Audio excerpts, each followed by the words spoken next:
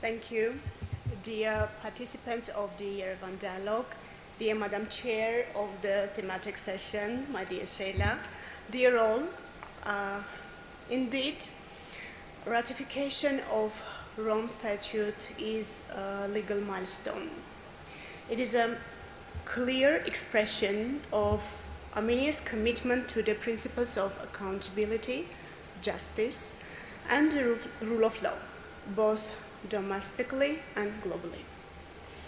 It is also a sovereign decision taken in the light of evolving security and legal landscape facing. International justice, through mechanisms like International Criminal Court, plays a vital role not only in addressing past atrocities, as you mentioned in your introduction, Sheila, but in actively shaping a more just and secure future. It's imperative to reinforce sovereignty also through comprehensive legal mechanisms and institutions. For Armenia, this engagement strengthens institutional resilience and reinforces the message and even manifestation that impunity is no longer an option for anyone and anywhere. A modern state's sovereignty is not only protected by its borders and armies. It used to, but now it's the main challenge.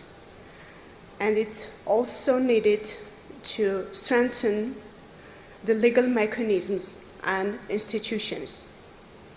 Legal tools shape legal strategy, create security architecture to proactively guard against and respond to evolving threats.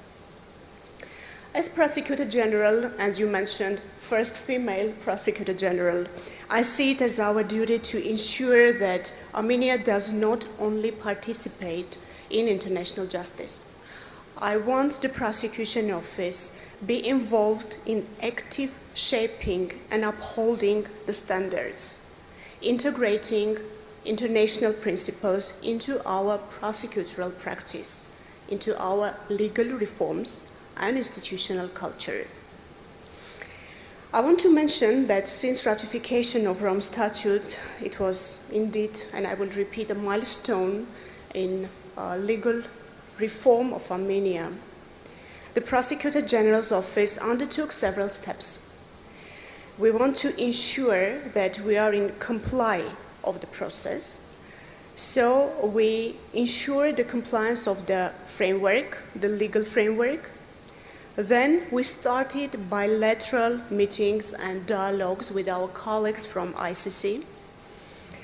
We continue the capacity buildings activities, and we enhance for sure the bilateral cooperation with the prosecutor's office.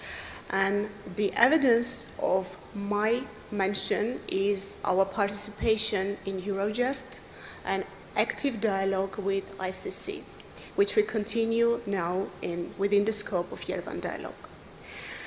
I want to mention that our engagement with international justice is not just about addressing the past, it's about safeguarding the future. It is a manifestation that Armenia stands with a community of nations that believes justice is the most powerful shield for peace, security, and sovereignty. Dear participants of Yerevan Dialogue, prosecution and prosecutors are at the forefront of the fight for justice despite the significant challenges they are facing while fulfilling their obligations. It's not about Armenia only. It's an overworld and also including European partners challenge.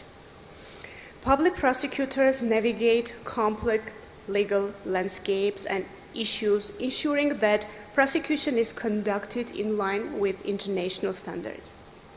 The commitment of the Prosecution Office of Armenia is vital and instrumental for preserving public confidence in law, justice, and which is more important, the upholding of justice. So, as you mentioned, Shayla, I was following your word that justice is not an abstract. It's not an abstract aspiration. It's a discipline. It's duty and direction. The law is compass and accountability is the path that ensure we do not lose our way. So Rome Statute and the broader framework of international justice remind us that legality must be the language through which the world addresses harm, resolves conflicts, and protects human dignity. That's the path of Armenian prosecutor's office as well. So let us be reminded that justice must not only be done. It's the main challenge of prosecution offices worldwide. It must be seen to be done, and seen boldly, independently, and fairly. This is the burden and the honor of prosecutors. So prosecutors, as the guardians of legality, continue to ensure that the force of law always prevails over the law of force. And I don't want to move on with these issues. I want to give more space for questions. I suppose we are going to have questions and answers, and I stand ready to address any questions you may have concerning the path of prosecutor's office within the scope of new challenges. I mean, both negative challenges and positive challenges as well. So I will stop here to give more floor to my distinguished colleagues. Thank you. Thank you so much.